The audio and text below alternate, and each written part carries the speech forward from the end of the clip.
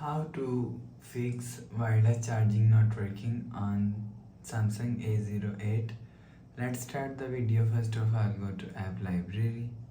Here click on settings app. Now in setting, scroll down and click on battery. After click on battery, click on charging settings. After click on charging settings, if you want to fix wireless charging, so here showing you wireless charging, so enable fast wireless charging.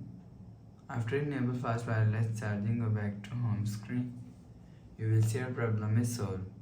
But if it's not solved, if you want to fix this problem, so restart device, just click and hold side power button and volume down button. Click on restart. Again tap on this restart icon, so your phone is restart. After restarting, enter phone pin. You will see your problem is solved. But if it's still not solved, again click on settings app. Now in setting, scroll down and click on software update. You will check your software update is latest. If it not latest, update your software latest. After update software latest, go back to home screen.